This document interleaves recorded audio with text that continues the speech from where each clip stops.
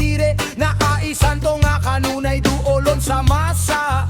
San Antonio, puno sa grasya, dili lang butang ang iyang ginapakita, kundi pamilya nga nangasaad sa sayop na dalan nila. Mga kasing-kasing nga napuno sa kasakit, iyang giyaan balik aron makabarog ug molihok sa tuburan. Dagang diboto mo tuo, bisan layo mo bakta saron makaduol. Hunyo 13, piyesta nga puno sa pagdayeg, drumog sayaw pagtuo nga dili mapalong ug maluya.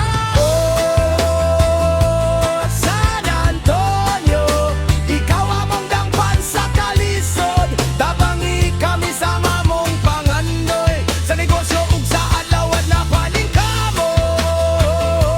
San Antonio, hiyai kami sa hustong dalan, sa pagtuo ug gugma sa katawan, hangtod-hangtod among pasalamatan.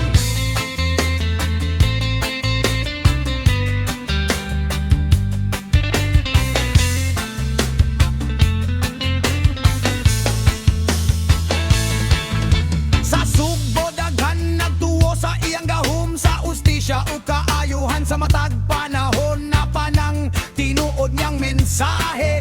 Pasaylo ug mga gikan sa langit, patron sa kabusog sa naning kamot, sa matag tindahan iyang panalanginan ng paningot. Mga negosyante nga matinud anon sa lihok, nagampo nga dili sila mahugno ug malumos. Kung adunay bagyo sa kinabuhi nga moabot, pagtuo lang ayaw yun kahadlok, kay si San Antonio mo tabang kanimo, basta limpyo ang kasing-kasing ug tinud anay imong tuyo.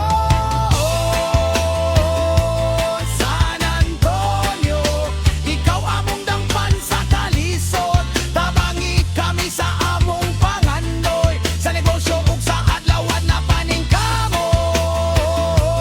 San Antonio, hiyai kami sa hustong dalan, sa pagtuo ug gugma sa katawan, hangtod-hangtod among pasalamatan.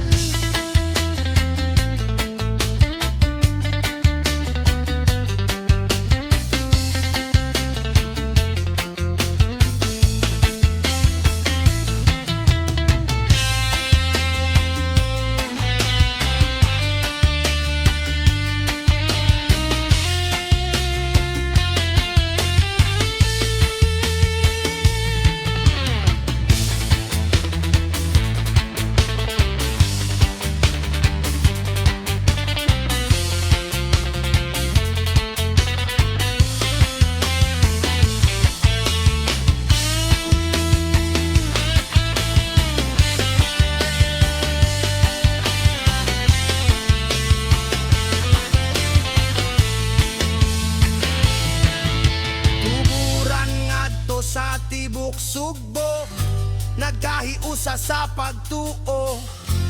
Viva San Antonio, reggae vibes forever yo.